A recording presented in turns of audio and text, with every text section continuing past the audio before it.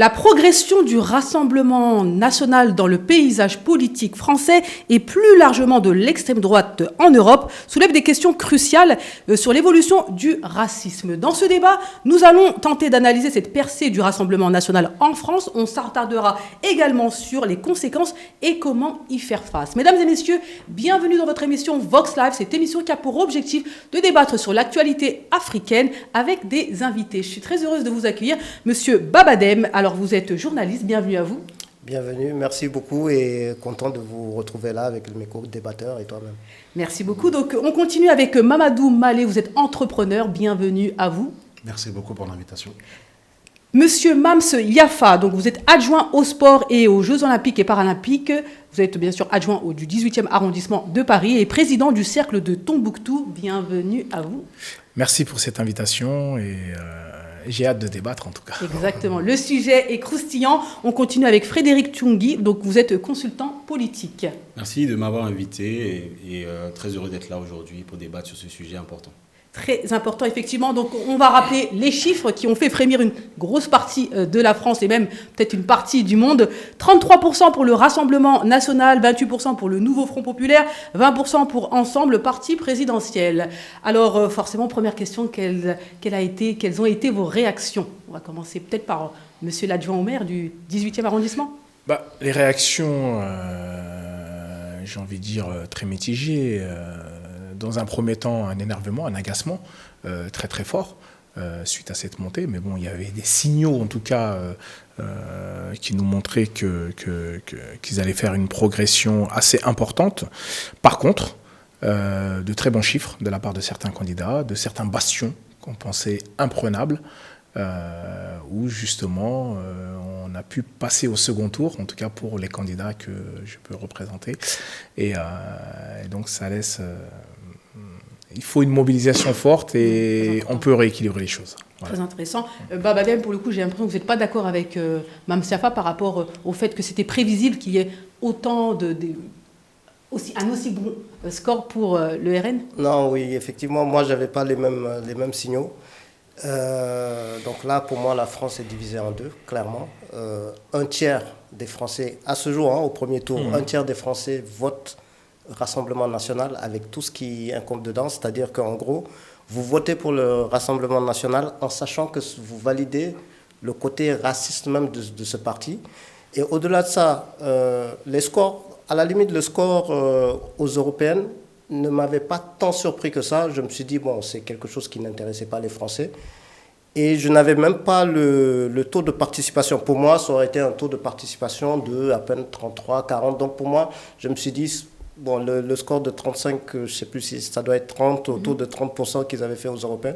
Je me suis dit, c'est parce que les Français étaient démobilisés. Alors qu'il y a quand même eu presque 52% de... Exactement. Et dès qu'il y a eu et même encore mieux, c'est-à-dire que dès qu'il y a eu ce résultat, on a senti au lendemain une sorte de remobilisation française il y a eu pas mal de manifestations contre le Rassemblement national, un sursaut. On a même entendu des Kylian Mbappé, des footballeurs, des stars prendre la parole. Donc je me disais que on allait assister à une baisse du Rassemblement national au premier tour. Donc douche froide quand vous voyez les chiffres. Là, c'est confirmé. Pour moi, c'est confirmé. La France est divisée en deux. Il y a la partie Rassemblement national et l'autre France. Et le pire, et il y a autre chose aussi, Macron, qui se trouve au milieu. On voit aussi qu'il y a un rejet. Quand on voit que le président mais le président, le parti de la majorité n'arrive même pas deuxième, mais troisième, et que c'est presque plus ou moins deux extrêmes qui l'entourent, ça veut dire qu'il y a aussi un rejet de sa propre politique. Mais ça c'est clair. On ne va pas dire le contraire, n'est-ce pas, Frédéric Tchoungui? Alors moi je pense qu'on doit aborder la question d'une manière historique, je dirais même empirique. Lorsqu'on regarde la création du Front National jusqu'à aujourd'hui, sachant que le Front National a été créé en 1972, on voit qu'il y a une évolution, c'est-à-dire une évolution dans le temps où il gagne de plus en plus de bastions.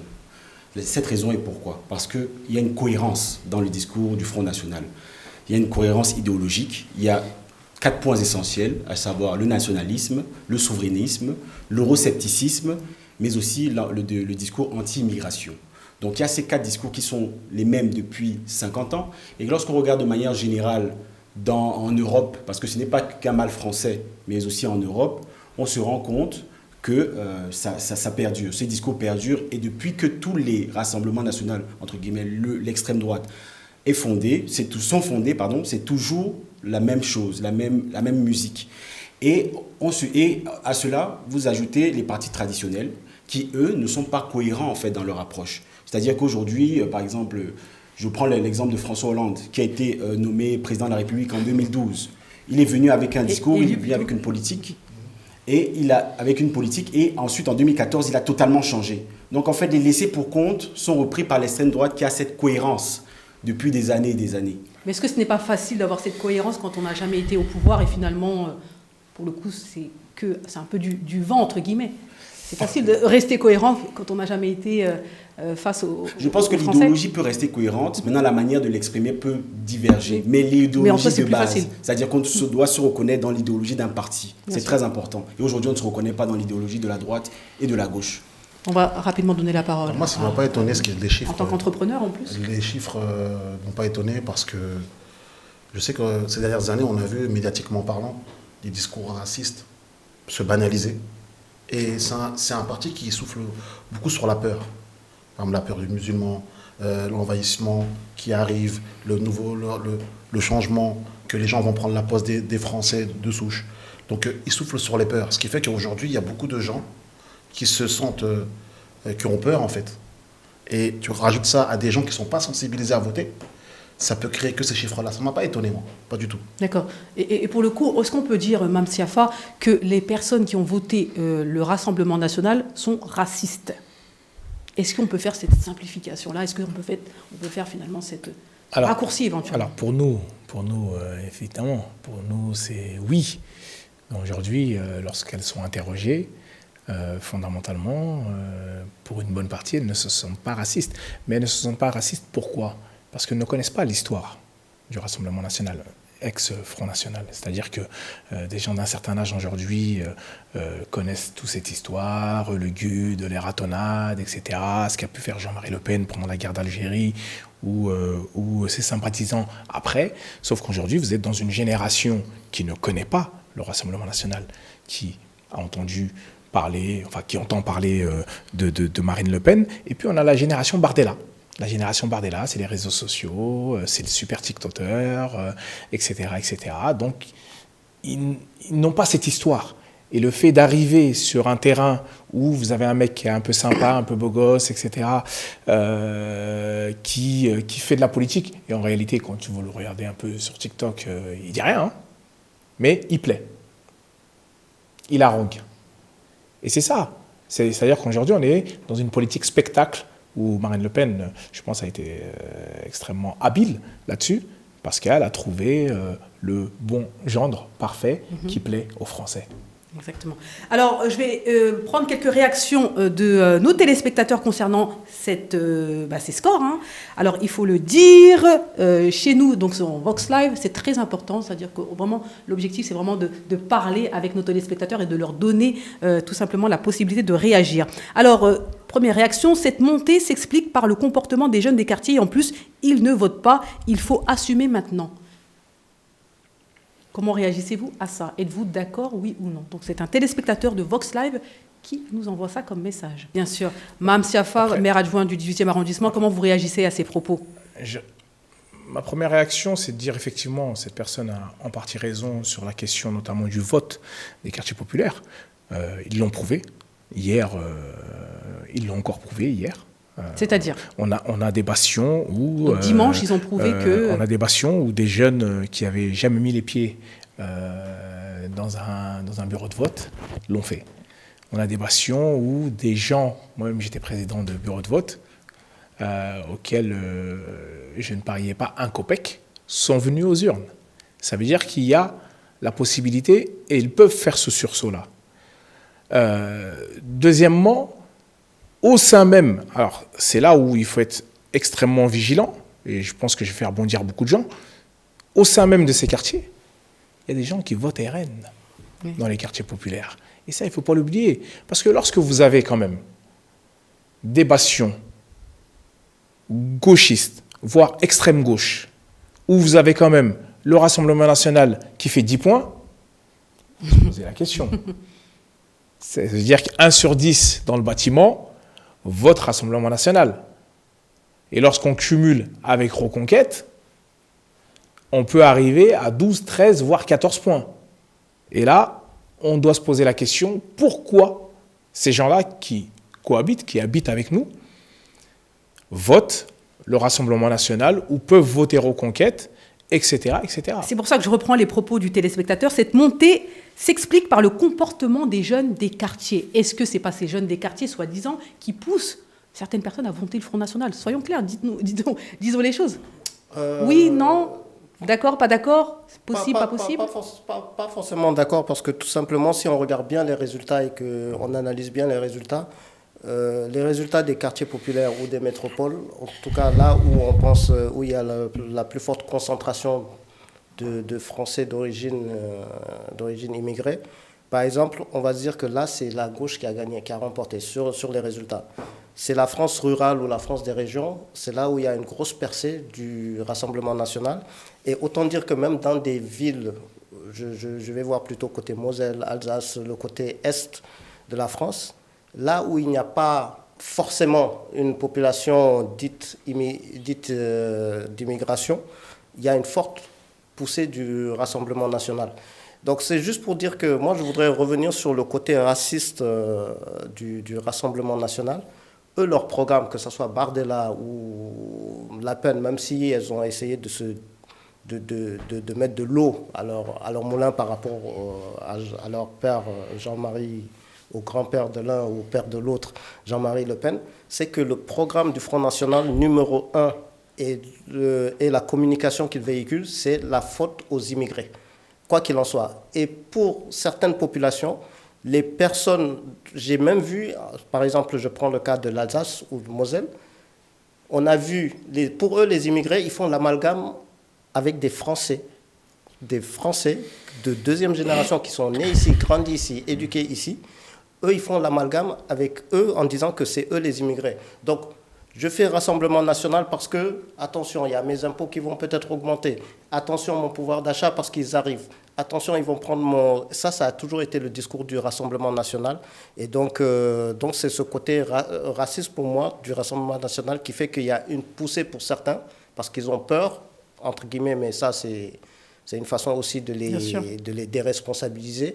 Mais pour moi, c'est les médias aussi. Bien sûr, on va en parler dans un instant. Et juste par rapport à ça, le focus des médias, que ce soit comment on appelle ça là, les documentaires, on le voit dans pas mal de chaînes. Oui, c'est tout ça, ça a attisé un peu la haine et ça a stigmatisé bien sûr les jeunes des quartiers populaires. On va continuer avec une autre question. Que se passe-t-il en France? On constate que les affiches du meeting du Rassemblement national sont de plus en plus colorées.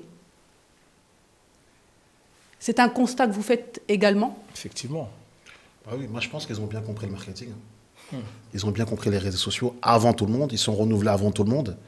La preuve, dans les quartiers aujourd'hui, même s'il l'a dit, il y en a beaucoup qui votent RN. Parce que le discours, nous on dit raciste ou connotation négative. Mais pour beaucoup, ce sont des gens qui n'ont jamais été au pouvoir. On ne sait jamais quand ils vont arriver au pouvoir. Ça se trouve, ils ne sont pas méchants. Parce qu'ils ont une communication, une façon de mettre les choses en avant. Ils vendent comme si on vendait une voiture ou un produit de luxe, que ça plaît à la nouvelle génération et ça fausse l'histoire de ce qu'ils sont. On ne se pose plus la question de qui ils sont. Bien sûr. On se dit, voilà ce qu'ils nous proposent, on ne les a jamais donné leur chance, donne-nous leur chance. Et ça, ils ont compris les codes par rapport à d'autres partis. Que se passe-t-il en France? On constate que les affiches ou les meetings sont de plus en plus colorés. Juste pour faire un parallèle par rapport à la première question, le Rassemblement national est un parti politique raciste. Pour ça, pour moi, il n'y a pas de débat dessus. Ça, c'est sûr. Maintenant, est-ce que les électeurs le sont? C'est là où il faudrait avoir des nuances. Oui, mais cautionne. Oui, le cautionne certes, mais il y a des personnes qui viennent au Rassemblement national pour diverses raisons. Et il faudrait d'abord essayer de comprendre ces raisons. Par défaut. Et aussi par défaut, effectivement. Et le fait qu'effectivement, ils colorent les affiches avec... C'est pas qu'ils colorent, c'est-à-dire que c'est une chose de colorer. C'est-à-dire que la question, elle est très claire. C'est-à-dire qu'aujourd'hui, on constate qu'il y a des personnes d'origine étrangère, d'origine africaine, qui votent RN, qui se présentent au nom même du Rassemblement national. Donc c'est un constat, c'est une réalité. Quelque part, vous avez raison, c'est le printemps républicain. Le printemps républicain en est un exemple. Je crois que ce qui a favorisé aussi tout ça, tout à l'heure, pour revenir un peu à ce que vous disiez, la responsabilité des partis politiques républicains. Aujourd'hui, quand on regarde l'histoire de France, des indépendances à nos jours, que l'on prenne Pasqua 95 sur la question du droit du sol, que l'on prenne Chevènement, qui était pourtant un gouvernement de gauche. Alors le summum Valls, voilà, chez François Hollande. Donc, y compris la gauche, dans son ensemble, parce qu'aujourd'hui, c'est vrai qu'il y en a beaucoup qui disent oui, l'extrême gauche, oui, ceci, oui, cela, etc. Vous avez votre responsabilité, puisque votre parti a été au pouvoir. Vous avez été au pouvoir sous Mitterrand, sous Jospin et sous Hollande. Vous avez cautionné. Donc, vous prenez votre part. Moi, c'est ça que je leur dis à tous ces partis politiques aussi. Ils ont leur entièreté sur ce phénomène aujourd'hui de la montée du Rassemblement national en France. Et c'est important de le dire. Et les causes sont que, en général, les partis traditionnels font de la reproduction sociale. C'est-à-dire que maintenant, on voit, comme vous avez dit, entre guillemets, des affiches colorées au Front National. C'est parce que je vais le dire, les Noirs et les Arabes ne se sentent plus représentés par les partis de gauche ou les partis de droite. Et donc, ils se disent, bon, on est de toute façon, qu'on vote là-bas ou qu'on ne vote pas là-bas, on n'est pas écouté. Donc, il vaudrait mieux, peut-être, essayer le Rassemblement national et voir ce que ça donne. Et au moins, le Rassemblement national me permet d'être suppléant ou bien me permet d'être tête d'affiche dans une circonscription qui était imprenable. C'est-à-dire, entre guillemets, quand je dis imprenable, c'est, par exemple, je prends une circonscription où il y a toujours les mêmes personnes qui se représentent, c'est-à-dire des personnes caucasiennes, que ce soit au PS, que ce soit chez les Républicains. Et maintenant, il y a le parti du Rassemblement national qui monte et il me permet d'être dans ma circonscription où j'ai essayé de percer, entre guillemets, dans les partis traditionnalistes. Mais je n'ai pas eu la possibilité. Et le Rassemblement national me permet donc cette possibilité-là d'être candidat, de me valoriser aussi d'une certaine manière. Et donc, je suis donc le Rassemblement national. Et juste, si je peux finir, il a entièrement raison sur cette analyse. Il y a aussi une question d'opportunisme. Voilà. On prend aujourd'hui le cas de Mayotte. Mayotte, c'est un cas d'école. Mais clairement. C'est-à-dire que d'un côté, majorité vous avez des musulmans, des noirs. À côté, c'est les Comores. Mais ça emmène un certain, entre guillemets, bordel sur Mayotte. Et eux votent pleinement Rassemblement national parce qu'ils veulent de l'ordre chez eux. Et le Rassemblement national a très très bien compris ça. Il souffle sur les braises. Qu'est-ce qu'on a ? Finalement, vous avez plus de 60% des Mahorais qui votent Rassemblement national. Et c'est là où la ligne rouge, elle est franchie de manière presque, je dirais opportuniste, je ne vais pas dire dogmatique, parce que dogmatique, c'est un peu plus pensé. Et là, on a des choses colorées qui arrivent. Donc, tout d'un coup... Ça me fait penser à quand Jean-Marie Le Pen disait... Et même sa fille qui disait « je ne suis pas raciste ». J'ai une amie noire. J'ai une amie noire. C'est plutôt, je pense aussi au niveau du buzz. Tanguy, on l'a vu, avec Reconquête. Là, récemment, Mariam... Tu penses que c'est pas sincère, c'est-à-dire qu'on on les met en avant, mais on sait très bien que c'est une histoire baguée... D'accord. C'est la politique classique des partis, le noir de service ou l'arabe de service. Bien sûr. Dernier point, donc, d'un Béninois qui vit au Bénin. Vive le Rassemblement national, chacun chez soi et chacun dirige son chez soi. Moi, je pense que le problème est beaucoup plus profond que c'est simplement... Mais il n'est pas le seul à penser cela. Il y a beaucoup d'Africains qui considèrent que c'est bien. Il y a une histoire qu'on ne peut pas enlever. Il faut comprendre pourquoi les Noirs et les Arabes sont ici en France. Et je pense que lorsqu'on a fait cette étude-là, on comprend mieux pourquoi aujourd'hui on est dans la situation dans laquelle on est. Lorsque vous faites venir des personnes et que vous n'avez aucun plan sur le long terme pour les accueillir et aussi leur donner une possibilité de devenir, entre guillemets, comme vous, non pas uniquement l'assimilation, mais aussi ils pourraient garder leur code et vivre, et on vit tous ensemble, mais aussi donner leur possibilité, comme on a parlé tout à l'heure, à l'école qui permet réellement de pouvoir passer différents statuts sociaux pour arriver au plein épanouissement. Aujourd'hui, la France ne l'intègre pas. Et quand on regarde, parce que moi j'ai fait une étude, donc du coup une thèse sur le Parti socialiste, et aussi donc la droite, on regarde lorsque les immigrés sont revenus pour construire la France à la fin de la Seconde Guerre mondiale. Il y a eu tout le boom économique qu'on a connu juste après avec le plan Marshall, etc. On voit que ces immigrés-là étaient parqués dans des zones bien précises. Ils étaient censés venir travailler. Et puis repartir. Et peut-être repartir. Mais finalement, ils ne sont pas repartis. Et donc, la République n'a pas pensé.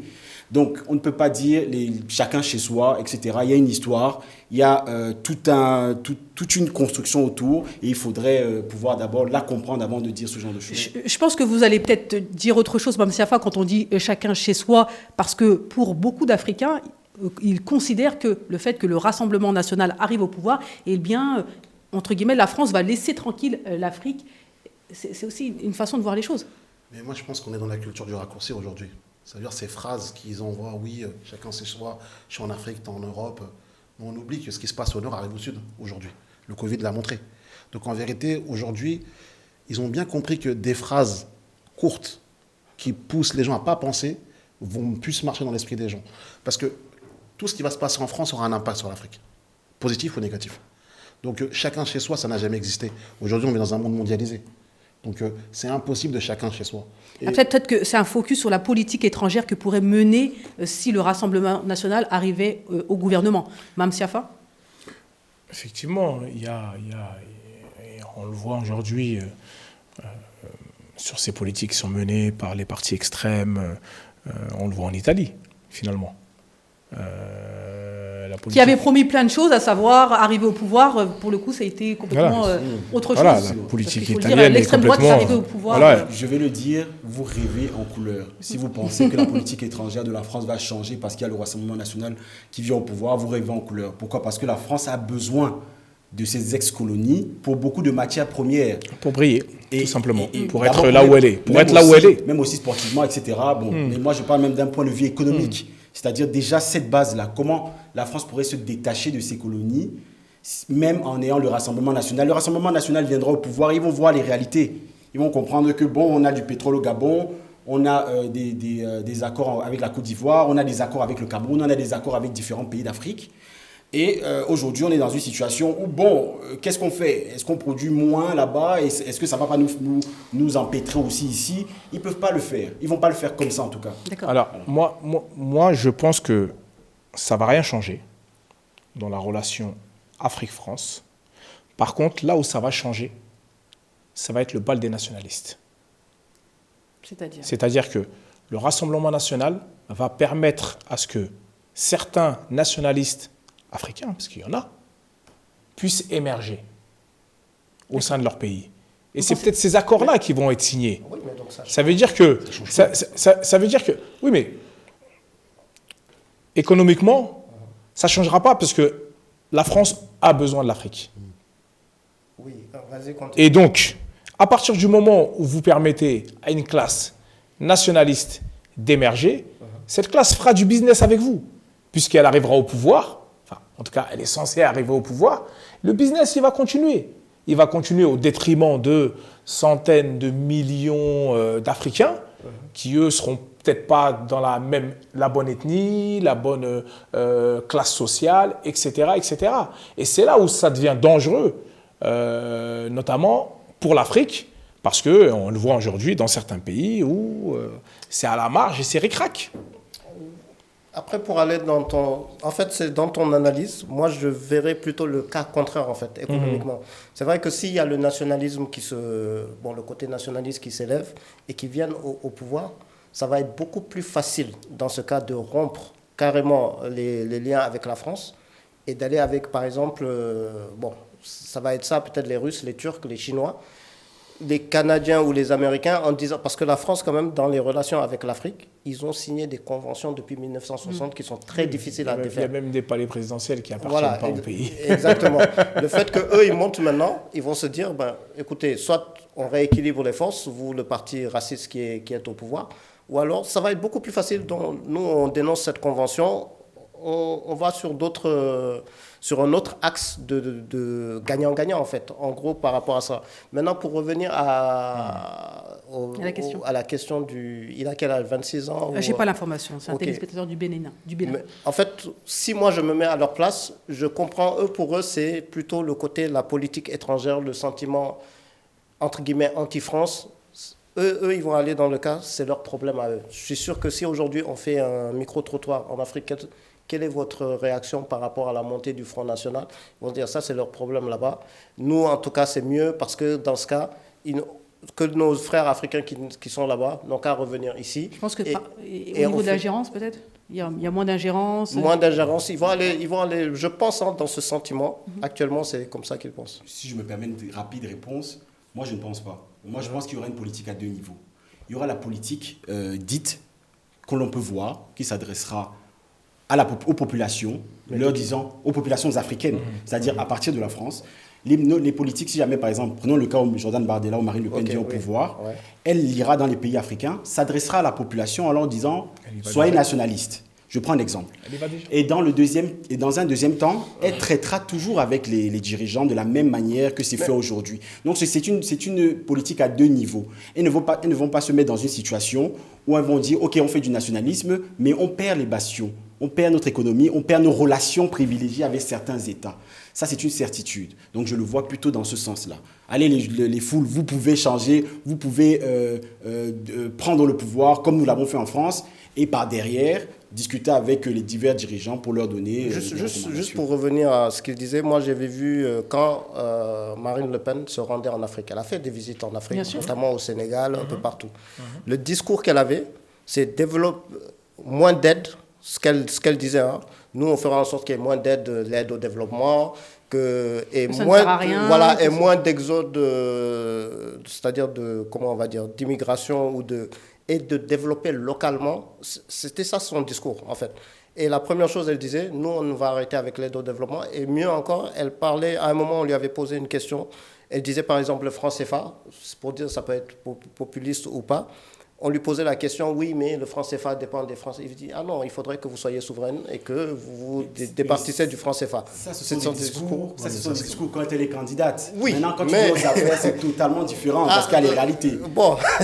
Moi, je peux aussi me lever un matin, je fais un discours ici et je dis, bon, je ferai ça. Lorsque je viens aux affaires, ça change. C'est vrai que les politiciens, ils ont l'art de la duplicité. C'est ça, mais c'est clair. On leur reconnaît cet art-là. Percée du Rassemblement national vers un racisme décomplexé. Mesdames et messieurs, vous êtes sur Vox Live. On va faire une courte pause et puis on revient. De retour sur le plateau de Vox Live, cette émission qui a pour objectif de décrypter l'actualité africaine avec les Africains. Alors, on continue, percée du Rassemblement national. On en parle ici sur le plateau de Vox Live. Alors, parlons maintenant concrètement.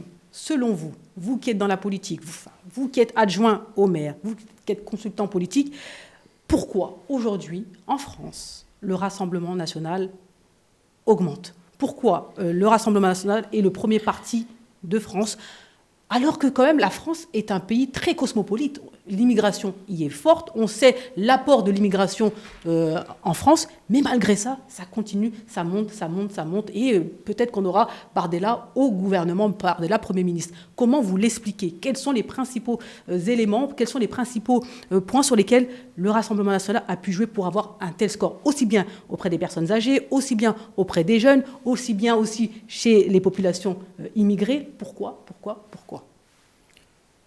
Alors bon, moi j'ai une simple théorie et je pense qu'il se vérifie. C'est simplement que le modèle occidental tel qu'on le connaît arrive à sa fin. Et lorsque je parle du modèle occidental, je parle du modèle économique dans un premier temps. Je parle du pouvoir d'achat d'abord, c'est-à-dire au niveau économique, il n'y a plus de grandes innovations qui permettent un développement économique et qui entraînent des nouveaux débouchés. Donc on arrive à un moment où en fait l'économie est saturée, il y a trop de monde et il n'y a pas assez de cash à se redistribuer. Donc ça c'est la première chose, donc le pouvoir d'achat. La deuxième c'est la montée du nationalisme de manière générale. Ce n'est pas qu'un mal français, c'est un mal occidental. C'est-à-dire que lorsque vous prenez les États-Unis avec Trump, qui va sans doute repasser bientôt, lorsque vous prenez même l'Allemagne, qui a été un pays entre guillemets nazi jusqu'en 1945, qui a totalement qui est totalement sorti de ça et qui est en train aujourd'hui de repartir dans ça. C'est-à-dire que le parti AfD monte en puissance. Quand vous prenez l'Autriche, vous prenez, bref, tous les pays européens, nous avons donc cette vague-là. C'est-à-dire une vague nationaliste, souverainiste, qui, à mon sens, ne fera que s'exacerber. C'est pour ça qu'on peut mettre tout en place, toutes les choses qu'on veut pour pouvoir freiner ça. Mais c'est un cycle qui ne va pas s'arrêter maintenant. Et il faudra avoir des réponses concrètes pour pouvoir l'endiguer. Merci. Hams? Effectivement, je crois que ce qu'on peut dire, c'est qu'ils ont travaillé. C'est-à-dire que depuis l'avènement de Jean-Marie Le Pen, ils ont travaillé. Parce que quand on regarde les chiffres, qui ne montent pas, ils sont en progression totale depuis 50 ans, je dirais, en France. Et donc ça, on ne peut pas leur enlever. Ils ont fait un travail de terrain, ils se sont dédiabolisés pour une partie. Ils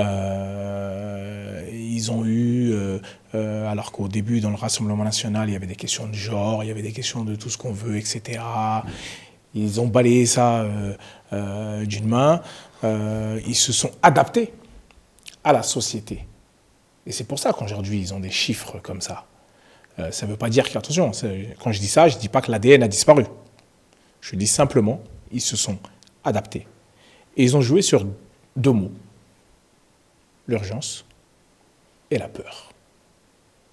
Aujourd'hui, lorsqu'on voit les chiffres du Rassemblement national en France, c'est parce qu'il y a une question d'urgence et de peur uniquement. Et que la majeure partie, en tout cas, des sympathisants que l'on peut trouver, qui pour la plupart d'ailleurs, c'est plutôt les femmes et les jeunes, ils ont réussi là où tous les partis politiques traditionnels ont péché. Femmes, jeunes, ne connaissent pas Jean-Marie Le Pen. C'est-à-dire qu'aujourd'hui, vous posez la question à tous ces jeunes qui sont aujourd'hui au Rassemblement national, qui sont sympathisants du Rassemblement national, personne ne connaît Jean-Marie Le Pen, personne ne connaît son histoire, guerre d'Algérie, etc. et autres. Les jeunes, c'est-à-dire qu'on vit dans un monde globalisé, on voyage, comment dire, on aime l'afro-trap, on écoute Aya Nakamura, et comment vous pouvez expliquer que le Rassemblement national en France puisse toucher les jeunes? Mais très simple, quand il l'a dit, ils sont dédiabolisés. Aujourd'hui, dans leur discours marketing, la France, ils ne le disent pas, mais quand tu regardes, tu disais que c'est coloré. Ils te montrent carrément que la France blanche n'existe pas. Elle est cosmopolite, la France. Donc un jeune de 18 à 25 ans, quand il voit des gens qui le ressemblent un peu, il ne va pas se questionner, il va se dire, mais ils ne peuvent pas être racistes. C'est ça le problème de la jeunesse aujourd'hui. C'est qu'on se questionne quand on a un doute. Mais quand on voit les choses qui nous ressemblent, ou des discours qui nous font sens, on se questionne moins. Le discours du Rassemblement national a toujours été le même, à savoir on parle d'immigration, on parle de l'islam, on parle des problèmes entre guillemets que les soi-disant immigrés apportent et non les solutions qu'ils apportent. Bref, le discours n'a pas tant changé que ça. Et comment la jeunesse, comment des jeunes de 18 ans, de 19 ans, de 20 ans, qui sont très cosmopolites aussi, peuvent aller voter le Rassemblement national? Qu'est-ce que le Rassemblement national a pu faire que les autres partis n'ont pas réussi à faire pour rassembler et pour toucher ces femmes et ces jeunes? C'est quand même une question importante. Démagogie, clairement. Et comme on le disait, hein, ils ont été constants. Moi, par rapport juste aux Européennes, honnêtement, comme on dit, la nature a horreur du vide. Mais par rapport à leur campagne européenne ici, mais je n'ai vu que Bardella, en fait. Je n'ai vu que...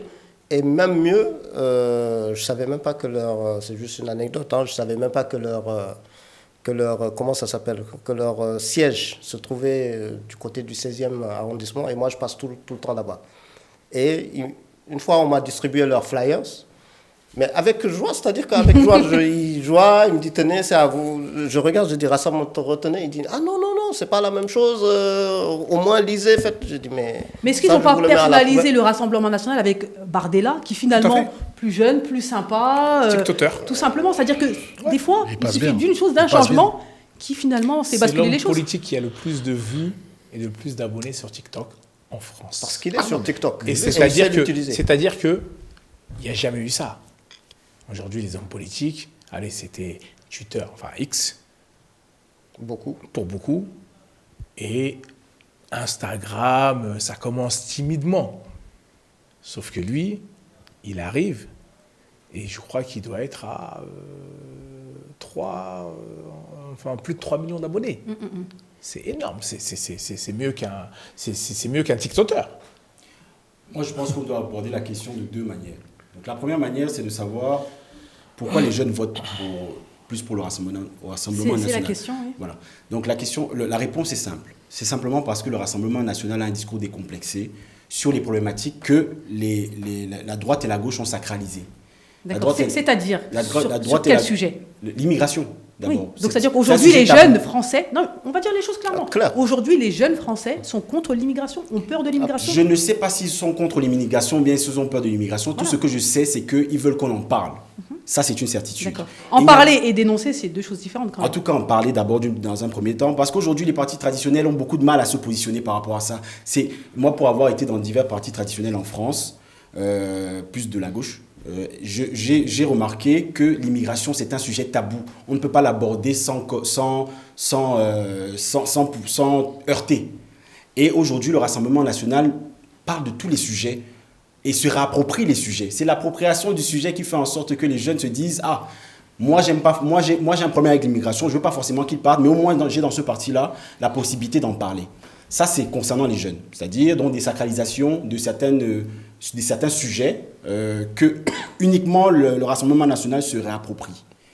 Le deuxième, c'est les laisser pour compte. C'est-à-dire qu'à la base, par exemple, je prends le cas des socialistes, c'était eux qui avaient, entre guillemets, les questions ouvrières. Aujourd'hui, j'ai regardé dans le sondage, 57% des ouvriers ont voté Rassemblement national. Surtout dans le bastion du Nord. Voilà. Exactement. Pourquoi? Parce que la gauche et la droite se transforment. Et comme je l'ai dit au début, elles se transforment. Donc, elles laissent certaines parties de la population toutes seules. C'est-à-dire les ouvriers et certaines professions comme les agriculteurs, etc., se sentent délaissés.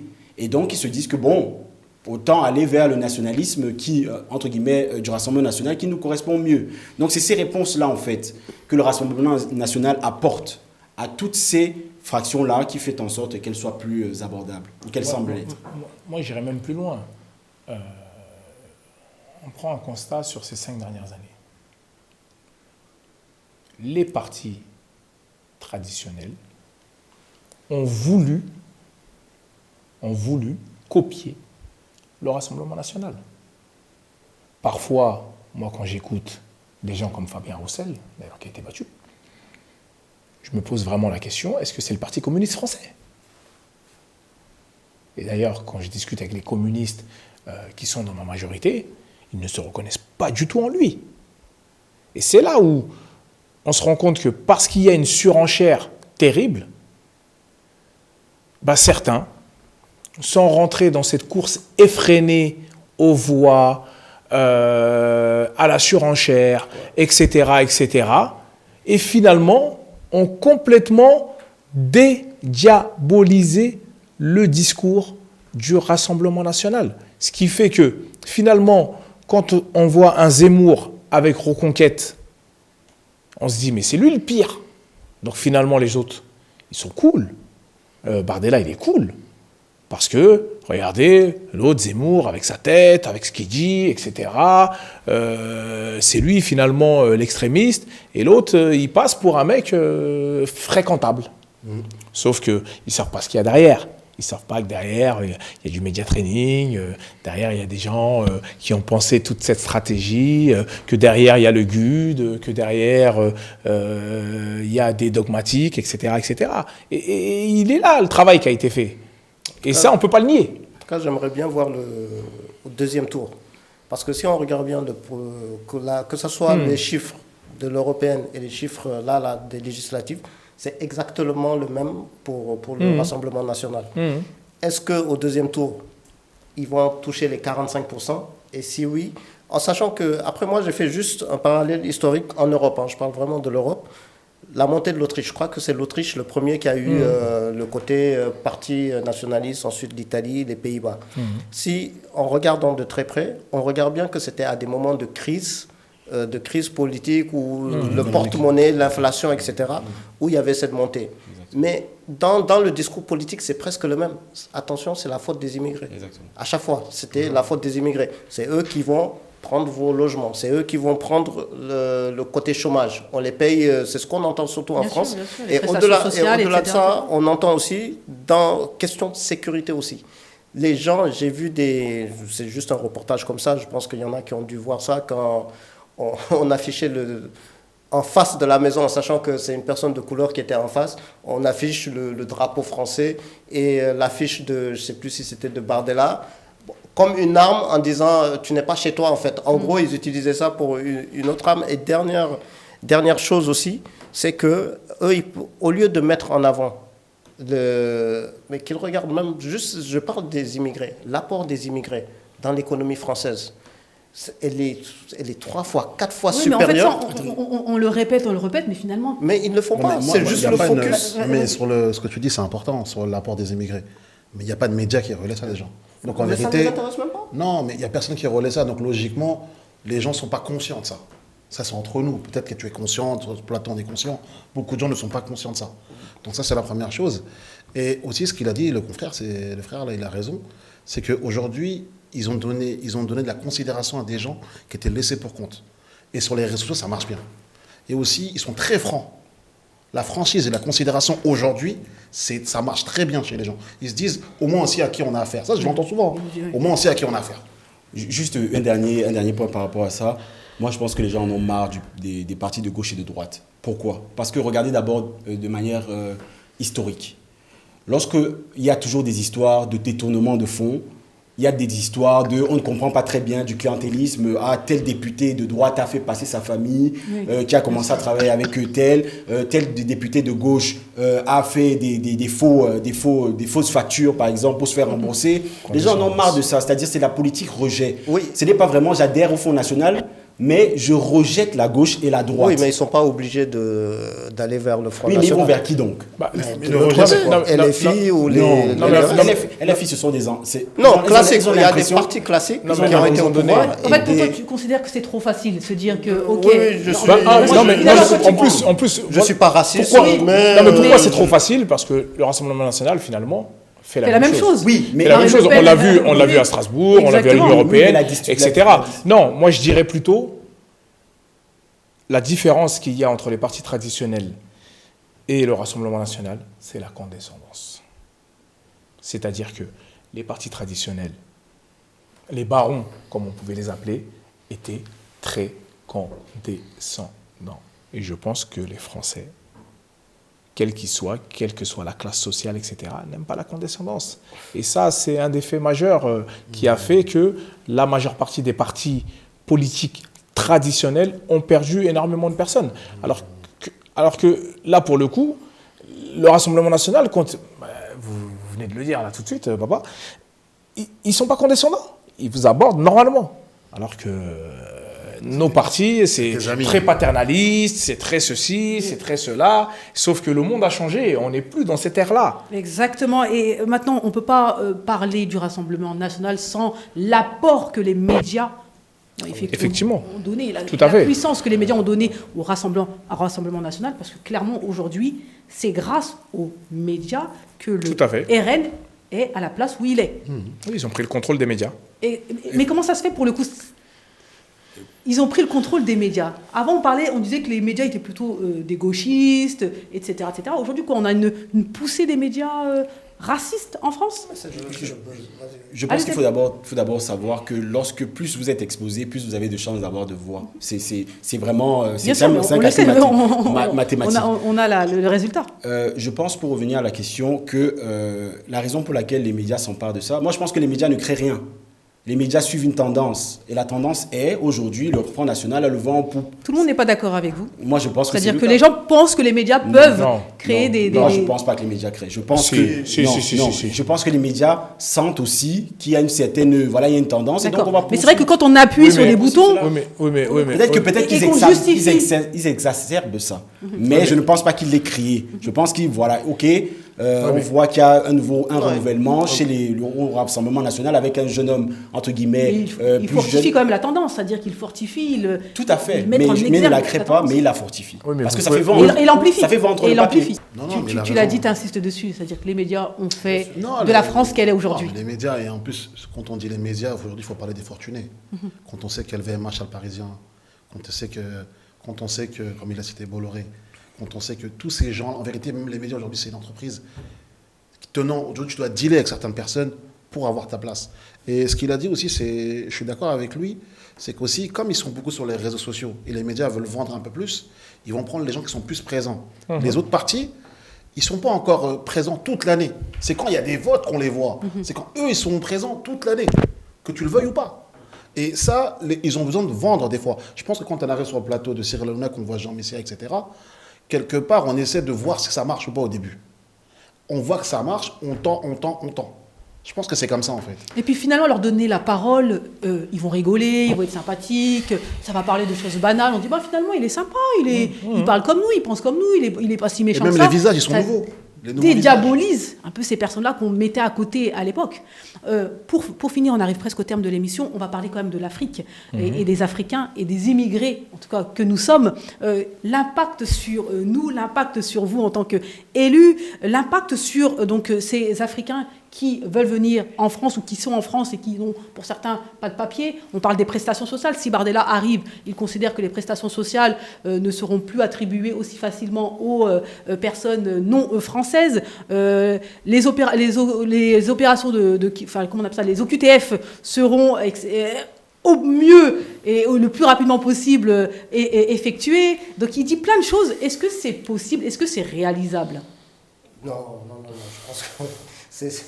Je pense que ce qui est marrant même, c'est qu'on voit des personnes qui sont installées, qui sont français, qui sont nés ici, ou voire même leur maman qui dit on n'a qu'à préparer nos bagages avant même l'arrivée parce que on va tous partir en fait. En gros, c'était ça, ou bien ça va être compliqué même de vivre chez des racistes ou j'ai pas envie de dire que la peur a changé de camp entre les racistes et les mais pour l'Afrique, je pense ça va être plutôt sur le côté immigration, et c'est ce qu'il disait tout à l'heure quand il parlait des anciens premiers ministres des partis pour souffler, pour surfer sur la vague extrémiste.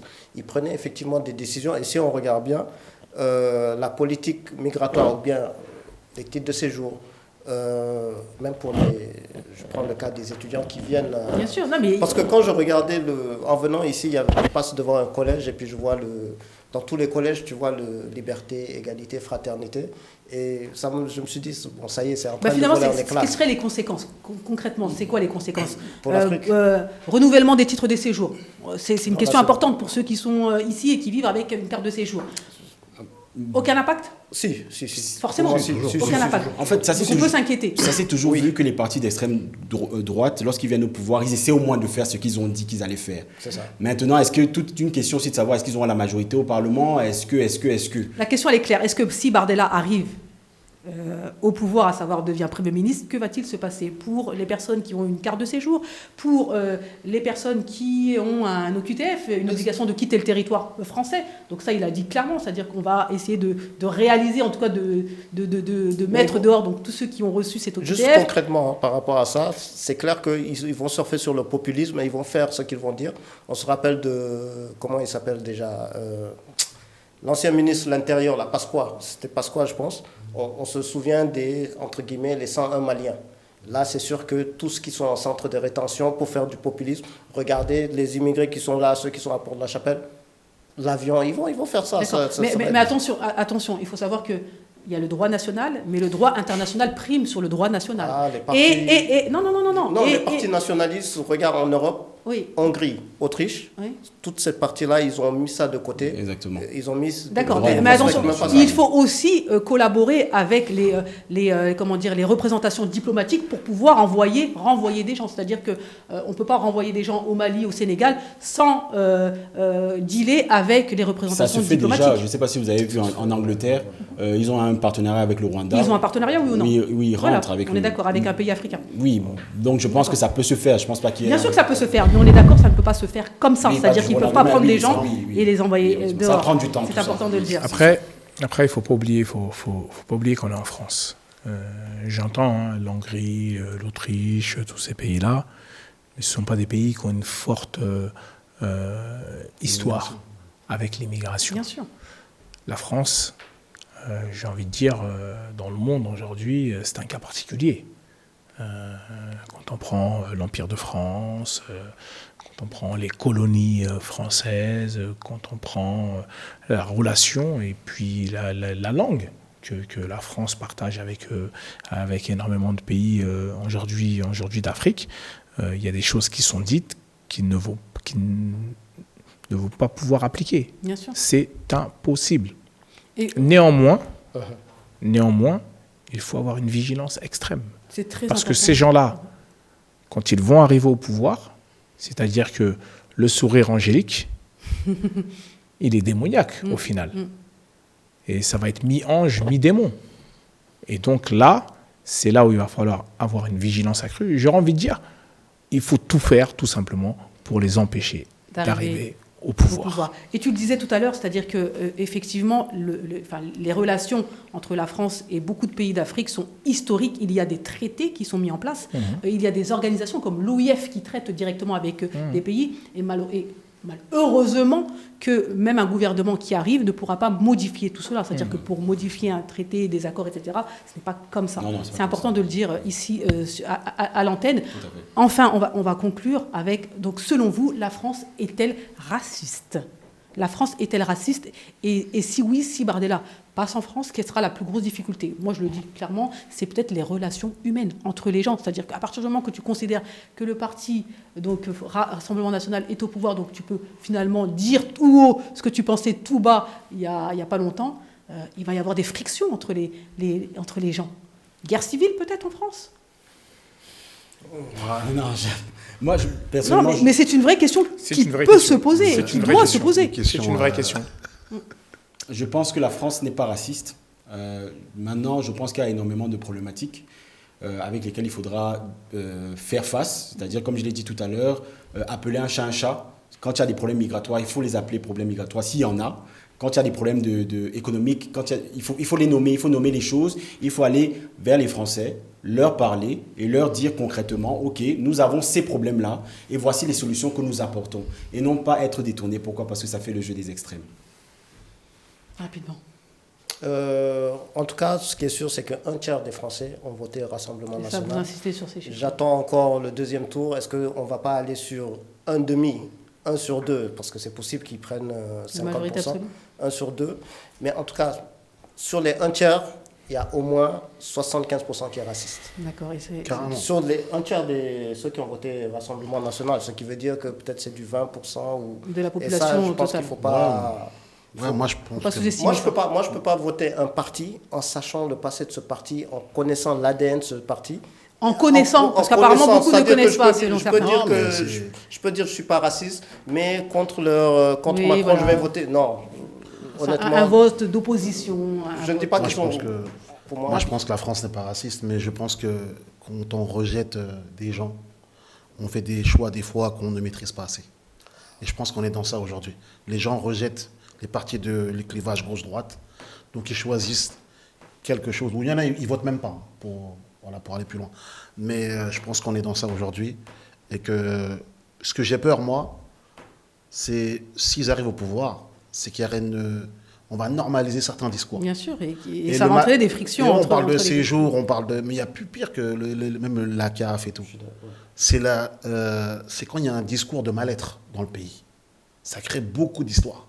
Et chaque division, chaque altercation qu'il y aura, par exemple, je sais pas moi, entre un noir et un arabe, sera mis en antenne à un certain niveau et ça sera encore... En fait, on va diviser le pays en 4. Bien sûr, bien sûr. Et ça, c'est plus dangereux que tout.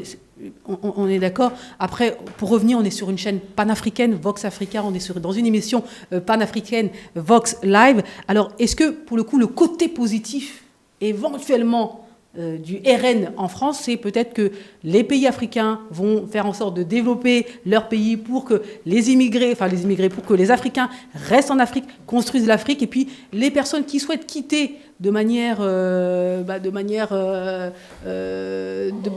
la bonne manière, exactement, ne le fassent plus plutôt.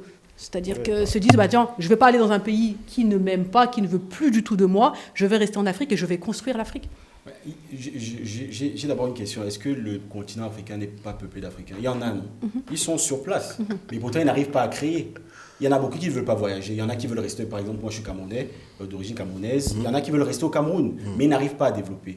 Dans certains pays d'Afrique, c'est comme ça. Mais pour quelle raison? Parce qu'il y a en haut, c'est-à-dire des traités, comme tu l'as évoqué, qui font en sorte que économiquement, ce n'est pas possible. C'est-à-dire que la France a la main mise sur certaines ressources, et même si le Rassemblement national vient au pouvoir, ça ne va pas changer les choses. Le discours va changer en bas, comme je l'ai dit tout à l'heure, mais au haut niveau, il ne changera pas. Donc, selon vous, l'immigration clandestine sera toujours au même niveau? Les gens vont continuer à vouloir venir? Parce que le problème n'est pas à ce niveau.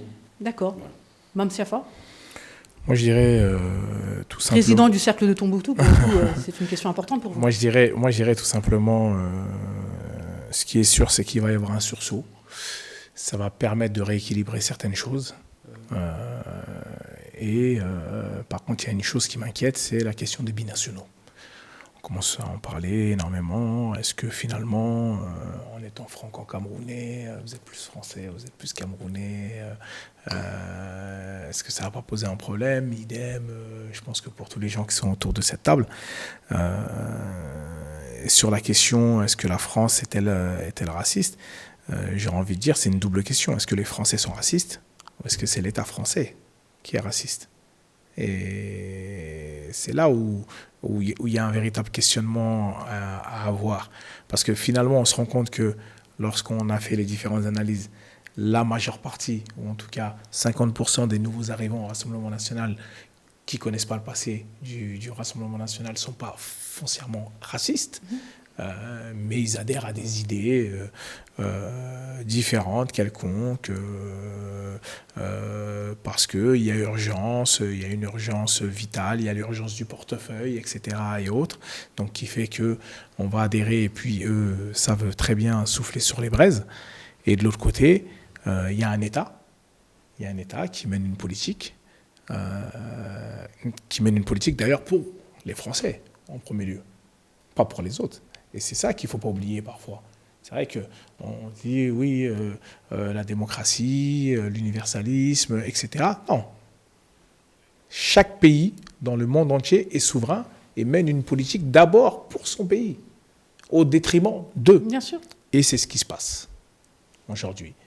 On a la résultante de toutes ces années où on a mené cette politique en direction de l'Afrique, où on a voulu écraser, on a voulu continuer à faire, entre guillemets, du néocolonialisme vis-à-vis d'un continent.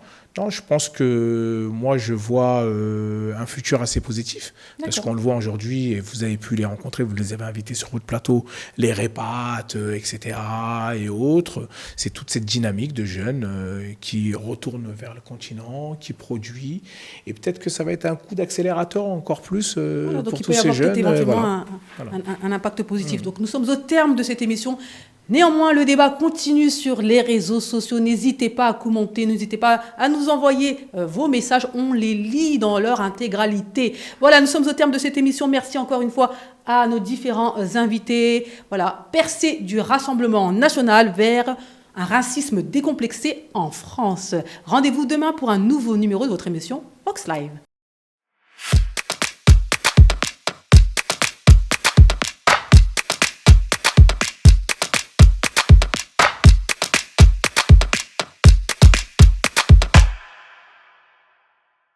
L'Université Piquet-Focam Institute of Excellence informe les candidats et le public intéressé qu'elle organise un concours d'entrée à son premier cycle d'études du 9 au 10 juillet 2024 au sein du campus d'Emana à Yaoundé. Les filières ouvertes sont génie informatique, ingénierie en technologie de l'information, génie mécanique, génie des télécommunications, génie électrique, mécatronique, économie et management. Les conditions d'admission sont les suivantes. Pour les filières d'ingénierie, être titulaire d'un baccalauréat C, D, E, F, TI ou du DCE A-Level en série scientifique. Et pour les filières économie et management, être titulaire d'un baccalauréat A, B, C, D, E, F, CG, FIG, SES, ESF ou du DCE A-Level. Tous les candidats seront soumis aux épreuves de culture générale et d'anglais. Les candidats de la filière d'ingénierie subiront l'épreuve de mathématiques. Les candidats de la filière économie passeront une épreuve de mathématiques et économie. PK-FOCAM Institute of Excellence. Nous formons dès aujourd'hui les leaders de demain. Vox Africa.